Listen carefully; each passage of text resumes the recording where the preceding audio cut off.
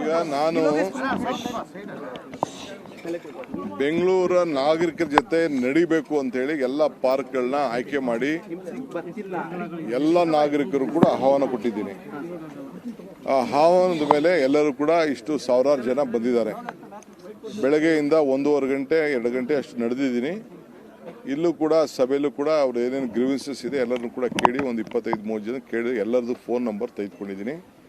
ಯಾರ್ಯಾರು phone number ಕೊಟ್ಟಿದ್ದಾರೆ, ಯಾರ ಹೆಸರು ಕೊಟ್ಟಿದ್ದಾರೆ ಅವ್ರಿಗೆಲ್ಲ ಮತ್ತೆ ವಾಪಸ್ಸು ನಮ್ಮ ಅಧಿಕಾರಿಗಳು ಅವ್ರ ಹತ್ರ ನೇರವಾಗಿ ಇಂಡಿವಿಜುವಲ್ ಆಗಿ ಮಾತಾಡಿ ಅವರ ಗ್ರೀವೆನ್ಸಸ್ನೆಲ್ಲ ಅಟೆಂಡ್ ಮಾಡ್ತಾರೆ.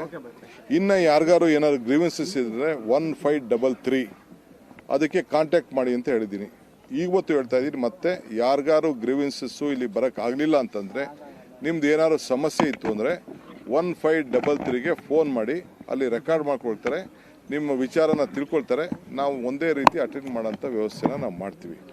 ಭಾಳ ಸಂತೋಷ. ಇವತ್ತು JP ನಗರದ ಪಾರ್ಕ್ನಲ್ಲಿ ಎಲ್ಲ ಈ ಭಾಗಕ್ಕೆ ಸಂಬಂಧಪಟ್ಟಂಥ ಎಲ್ಲ ನಾಗರಿಕರು ಎಲ್ಲ ಬಂದು ಸ್ಪಂದಿಸಿ ಸಾವಿರಾರು ಜನ ಬಂದಿರೋದು ಭಾಳ ಸಂತೋಷ. ಇಲ್ಲಿ ಅನೇಕ ಗ್ರೀವೆನ್ಸಸ್ ಹೇಳಿದ್ದಾರೆ.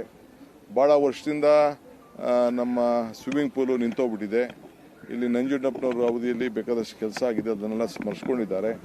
ಇಲ್ಲಿ ಬೇಕಾದಷ್ಟು ಅರ್ಧದ ಕೆಲಸ ಆಗಿ ಮಕ್ಕಳು ಆಟ ಆಡೋಂಥದ್ದು, ಯೋಗ ಜಾಗ, ಟಾಯ್ಲೆಟ್ಸ್ಗಳು ಮತ್ತು ಇದ್ಯಾವುದೋ ಒಂದು ಸ್ಮಾಲ್ ಟ್ರೈನು ಎಲ್ಲ ಕೂಡ ಅರ್ಧದಕ್ಕೆ ನಿಂತುಬಿಟ್ಟಿದೆ. ಇದು ನೋಡಿದ್ರೆ ನನಗೆ ಮನಸ್ಸಿಗೆ ಭಾಳ ನೋವಾಗ್ತದೆ. ಆದರೂ ಚಿಂತೆ ಇಲ್ಲ, ಇದಕ್ಕೆಲ್ಲ ನಾನು ಸರಿ ಮಾಡಿಸೋಂಥ ಕೆಲಸ ಮಾಡ್ತೀನಿ. ಅದಕ್ಕೆ ನಿಂತ್ಕೊಂಡಿದೆ.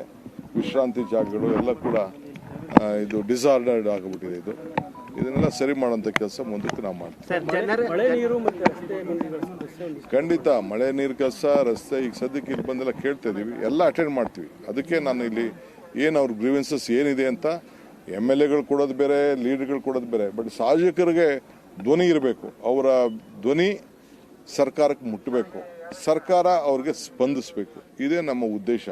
ಸೊ ಅದಕ್ಕೆಲ್ಲ ನಾಗರಿಕರಿಗೆ ನಾನು ಕಾಲ್ ಕೊಟ್ಟು ಪ್ರತಿ ಶನಿವಾರ ಭಾನುವಾರ ಬೆಳಿಗ್ಗೆ ಹೊತ್ತು ಹೋಗಿ ಅವ್ರಿಗೆ ರಜೆಗಳಿರ್ತದೆ ಸಾಮಾನ್ಯವಾಗಿ, ಅವನ್ನೆಲ್ಲ ಭೇಟಿ ಮಾಡೋಂಥ ವ್ಯವಸ್ಥೆನ ನಾನು ಮಾಡ್ತೀನಿ. ಗುತ್ತಿಗೆದಾರರು ಹೇಳ್ತಾರೆ ಸರ್, ಇಲ್ಲಿ ಬಿಲ್ ಪಾವತಿ ಮಾಡೋ ಕಮಿಷನ್. ಹೌದು, ಅವ್ರು ಹೇಳಿದ್ರು 10 ವರ್ಷದಿಂದ ಪಾಪ ಗುತ್ತಿಗೆದಾರರಿಗೆ ಕಮಿಷನ್ ಕೊಡಲಿಲ್ಲ MLAಗೆ ಅಂತ ಪಾಪ ಅವ್ರು ಹೇಳ್ಕೊಂಡು ನೋವು ಹೇಳ್ಕೊಂಡವರು.